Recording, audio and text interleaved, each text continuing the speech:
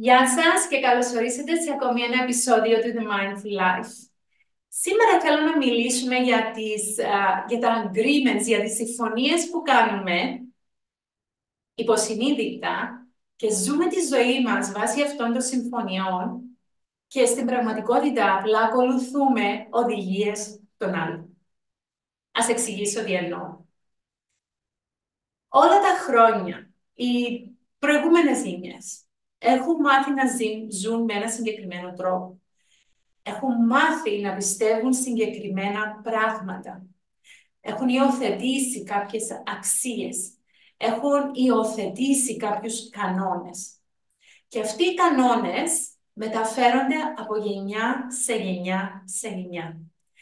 Και ένας κανόνας που ως γυναίκες κυρίως τον έχουμε υιοθετήσει είναι ότι πρέπει να θυσιαζόμαστε για όλους. Και θέλω να σας ρωτήσω, γιατί? Γιατί πρέπει να θυσιάζομαι για τα πάντα και για όλους? Γιατί πρέπει να σκοτώνομαι καθημερινά, να εκπληρώνω τις επιθυμίες των άλλων? Γιατί πάντα πρέπει να βάζω τον εαυτό μου τελευταίο? Γιατί πάντα πρέπει να θυσιάζομαι για τα παιδιά μου? Ξέρω ότι αρκετές ίσως μαμάδες να θυμώσουμε αυτό που μόλις είπα. Είναι εντάξει, θα εξηγήσω το γιατί. Γιατί πάντα πρέπει να θυσιάζω τη ζωή μου για τον σύζυγό μου? Γιατί? Γιατί έτσι μας έχουν μάθει.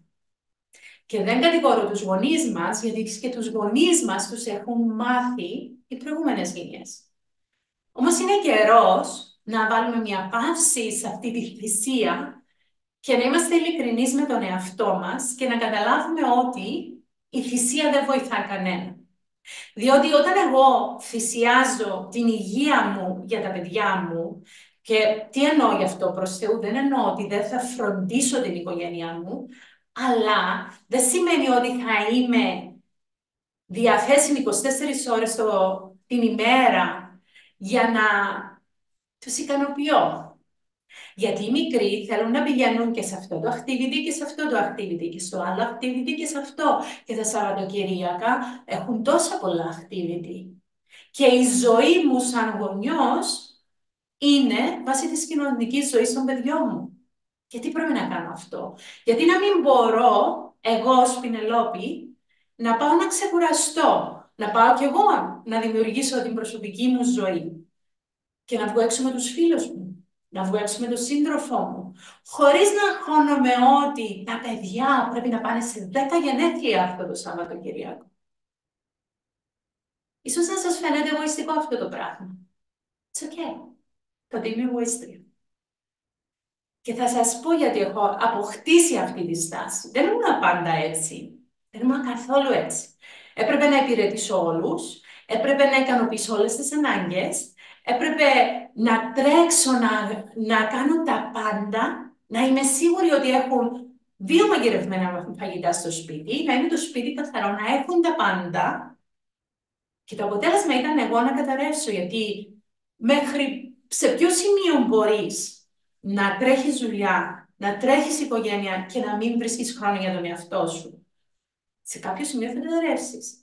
Και όταν κατάρρευσα, ήμουνα κακή μάνα, ήμουνα μια εκνευρισμένη, θυμωμένη μάνα, ήμουνα μια κακιά σύντροφος. Θα μου πείτε, δεν σε βοηθούσε ο σύζυγός σου? Με βοηθούσε, αλλά έσπρωχνα, ήταν καθήκον μου ως γυναίκα, ως μάνα να υπηρετώ. Ας είμαστε ειλικρινείς, αυτό κάνουμε. Θέλουμε να μας βοηθήσουν, αλλά όταν έρθουν να μας βοηθήσουν, τους σπρώχνουμε, γιατί δεν το κάνουμε όπως το κάνουμε εμείς. Το κάνουν διαφορετικά. Άρα δεν το θέλουμε, δεν το δεχόμαστε. Μεγάλο λάθος. Οπότε όταν κατάρρευσα και δεν μπορούσα να κουνηθώ και έπρεπε να μείνω στο κρεβάτι για κάποιο χρονικό διάστημα, κατάλαβα αρκετά πράγματα. Όταν κατάρρευσα, να σας πω πώς κατάρρευσα.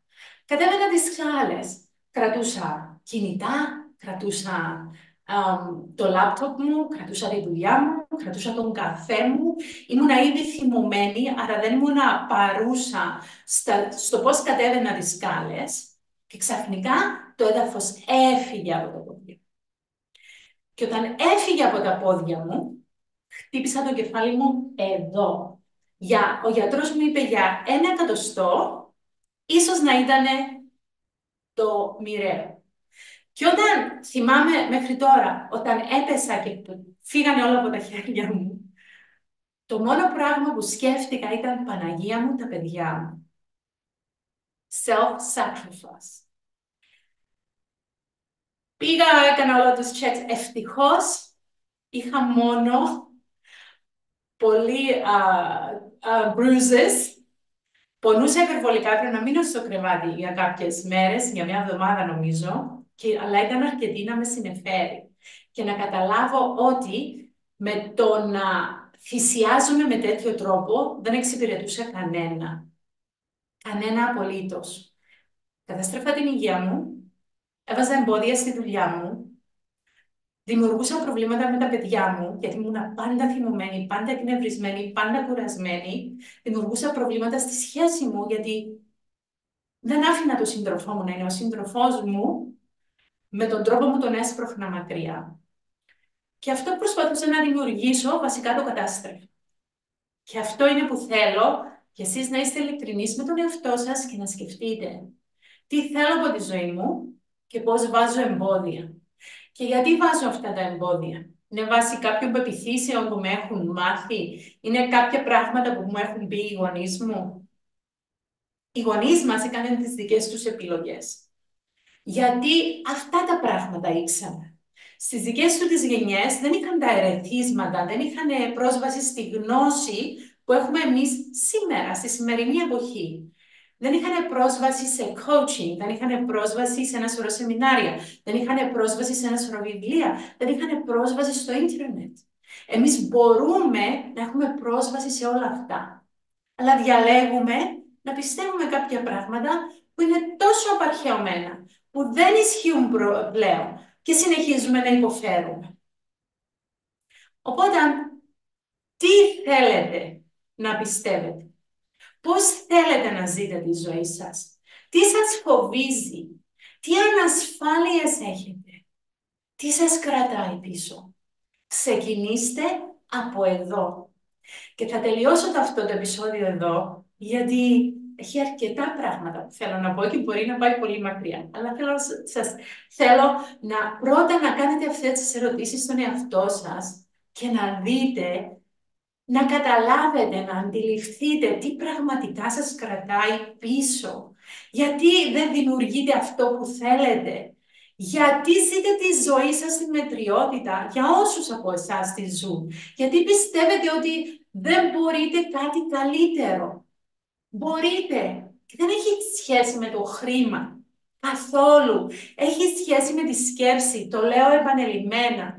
Εδώ που βρισκόμαστε αυτή τη στιγμή, στην κατάσταση που είμαστε αυτή τη στιγμή, είναι απλά το αποτέλεσμα των σκέψεών μας. Υιοθετήστε διαφορετικές σκέψεις και δημιουργήστε διαφορετικά αποτελέσματα. Αν δεν ξέρετε πώς να το κάνετε αυτό, αν έχετε κολλήσει στο παρελθόν, αν έχετε κολλήσει σε αυτές τις πεποιθήσεις που σας ταλαιπωρούν, επικοινωνήστε μαζί μου. Το link είναι από κάτω. Πάρτε με ένα τηλέφωνο. Ας κλείσουμε ένα ραντεβού. Ας μιλήσουμε. Είναι το δώρο. Η πρώτη συνομιλία είναι δώρο από μένα.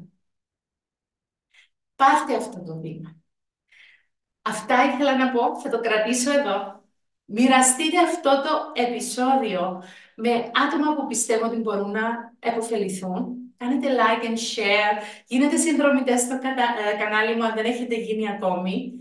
Και ξεκινήστε να μην παίρνετε τα πάντα, όλες τις πεποιθήσεις, όλες τις ιδέες, ό,τι έχετε ακούσει δεδομένα. Απλά αφιερώστε λίγο χρόνο να το σκεφτείτε, λίγο χρόνο να το σκεφτείτε και αναλογιστείτε. Ισχύει αυτό το πράγμα που μου λένε οι γονείς μου, που μου είπαν οι γονείς μου? Ισχύει αυτό το πράγμα που με μαθαίνει η κοινωνία τόσο καιρό? Ισχύει? Καλή συνέχεια να έχετε και μέχρι την επόμενη φορά σας εύχομαι μια υπέροχη εβδομάδα. Γεια σας.